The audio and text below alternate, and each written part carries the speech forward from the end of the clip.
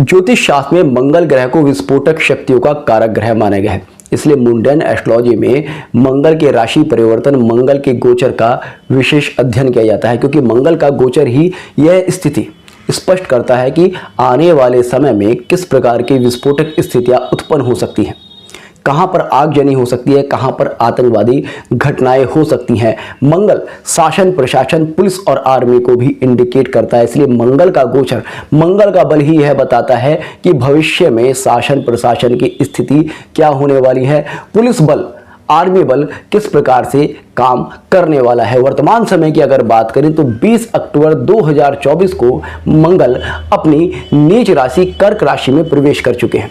और मंगल जब भी अपनी नीच राशि में प्रवेश करते हैं तो निसंदेह मंगल के कारक तत्व कमजोर होते हैं। फलस्वरूप आर्मी, पुलिस, प्रशासन कहीं ना कहीं कमजोर स्थिति में पाया जाता है। किंतु इस बार मंगल का कर्क राशि में गोचर सामान्य नहीं है। सामान्यतः मंगल एक राशि में 55 दिन के आसपास रहते हैं, किंतु इस बार मंगल यहां पर लगभग 8 महीने अपना प्रभाव देने वाले हैं। गोचर में जब भी मंगल किसी राशि विशेष पर इस तरह के प्रभाव देते हैं, तब ऐसे में मंगल का यह गोचर अपने आप में अत्यधिक महत्वपूर्ण हो जाता है। मंगल विशेष घटनाओं को जन्म देने में सक्षम होते हैं। अब यहां तो मंगल अपनी नीच राशि में है। मंगल का नीच राशि में होना अर्थात मंगल का नीच राशि में होना अर्थात यहां पर शासन प्रशासन तो कमजोर पड़ेगा ही पड़ेगा, और बल्कि भविष्य में अनेक विस्फोटक घटनाएं भी हो सकती हैं। आप यह जो गोचर कुंडली देख रहे हैं, आप देखेंगे यहां पर मंगल कर्क राशि में है, और क्योंकि मंगल अभी कर्क राशि में प्रवेश किया है तो 0 डिग्री का है, और मंगल यहां पर 20 अक्टूबर 2024 से 7 जून 2025 तक अपना प्रभाव रखने वाले हैं। यह प्रभाव कब कब किस प्रकार के विस्फोटक स्थितियों को उत्पन्न करने वाला है, इसी पर आज की इस वीडियो में हम डिस्कस करने वाले हैं। तो सबसे पहले तो हम वर्तमान स्थिति के बारे में बात करते हैं। वर्तमान स्थिति में आप देखेंगे मंगल अपनी नीच राशि में गोचर कर रहे हैं, और मंगल से अष्टम भाव में शनि है, और वो भी वक्री है। मंगल के अष्टम भाव में शनि का होना निसंदेह मंगल को भी कमजोर करता है और शनि को भी कमजोर करता है। तो यहां पर क्या स्थिति बनेगी, पहले तो इसको जान लेते हैं। यहां पर शनि क्योंकि अर्थव्यवस्था के, शनि क्योंकि लेबर वर्ग के, शनि क्योंकि कृषक वर्ग के कारक ग्रह हैं, और मंगल के साथ में षडाष्टक में है, मंगल जो कि अपनी नीच राशि में है। इस कारण से आप देखेंगे अगले 8 महीनों में कृषक वर्ग एक बार फिर से उग्र होगा। अर्थव्यवस्था के ऊपर कहीं ना कहीं भारी दबाव आप अगले 8 महीनों में देखते हुए पाएंगे।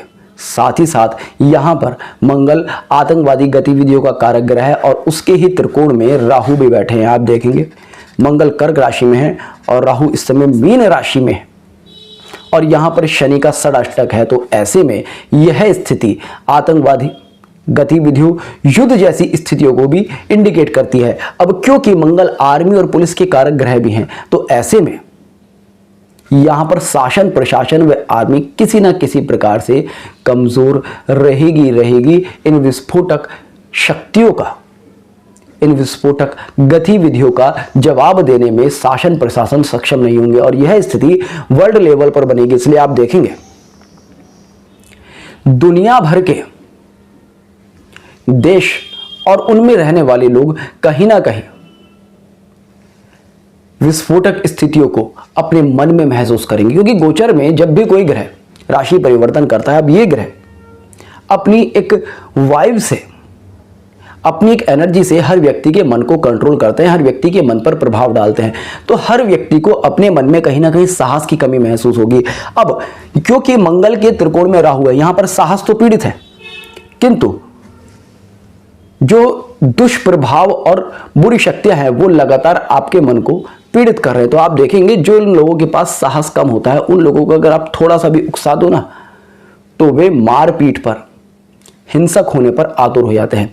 शक्तिशाली व्यक्ति जल्दी से उकसावे में नहीं आता, किंतु कमजोर व्यक्ति बहुत जल्दी उकसावे में आ जाता है। और यही स्थिति होगी मंगल और राहु के इस प्रभाव से। आप देखेंगे साधारण जनमानस में उग्रता यहां पर बढ़ेगी, बल भले ही कम हो, जो कमजोर वर्ग के लोग हैं वो उनके अंदर बल भले ही कम हो मगर वो बात बात पर हिंसक होने की कोशिश करेंगे।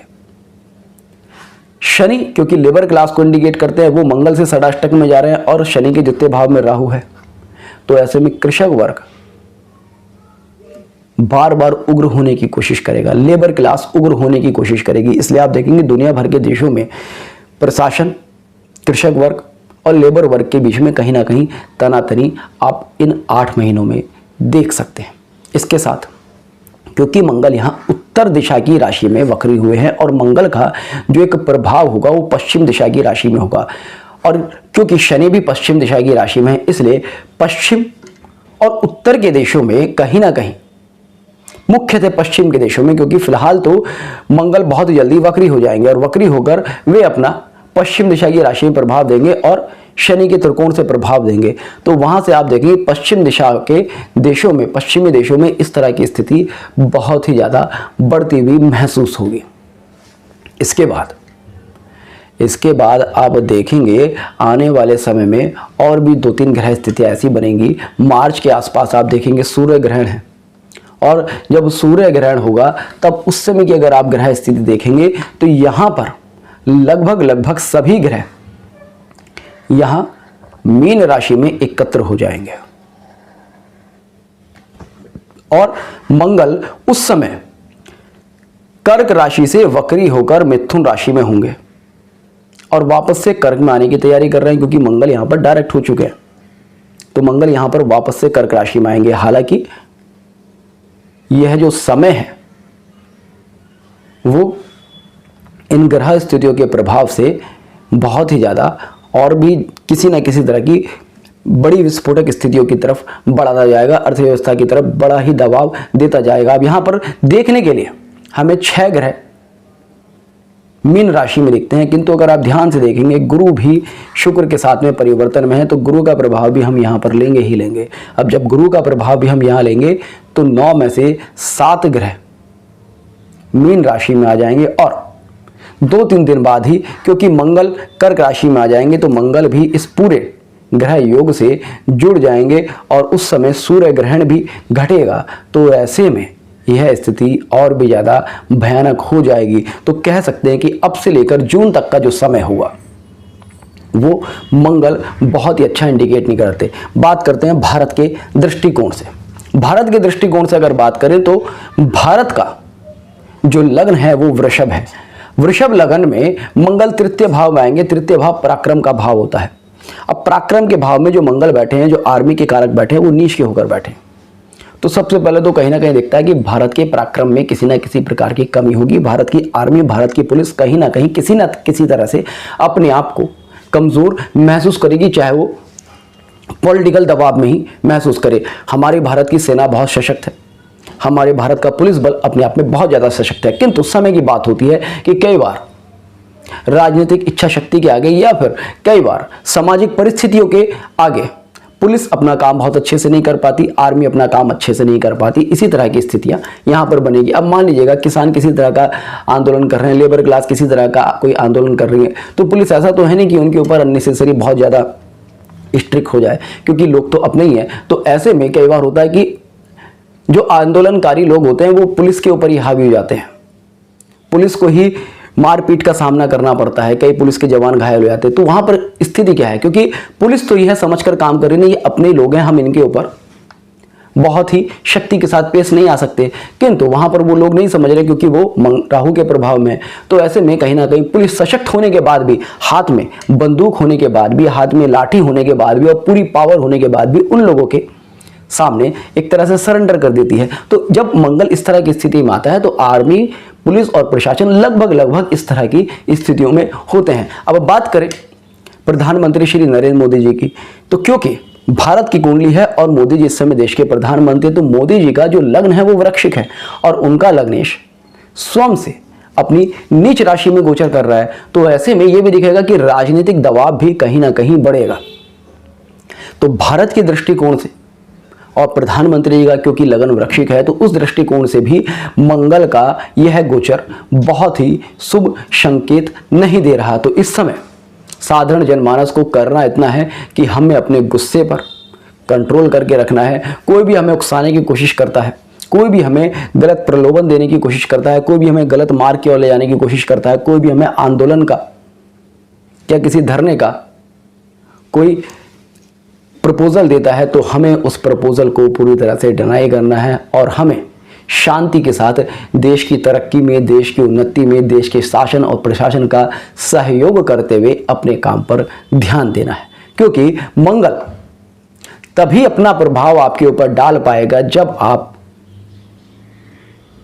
अपने आप को उत्सुक बनाएंगे, जब आप अपने आप को दुस्साहसी बनाएंगे, जब आप अपने आप को बिल्कुल शांत कर लेंगे, तब मंगल का यह दुष्प्रभाव भी अपने आप में शांत हो जाएगा।